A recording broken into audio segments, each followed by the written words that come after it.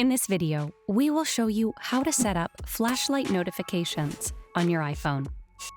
Setting up an iPhone notification light is easy. Here's what you need to do.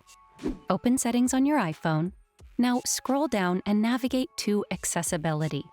Within the next menu, scroll down to the Hearing section. Inside this section, tap on Audio and Visual. Now scroll down to the end of this menu. You will find LED Flash for Alerts under the Visual section.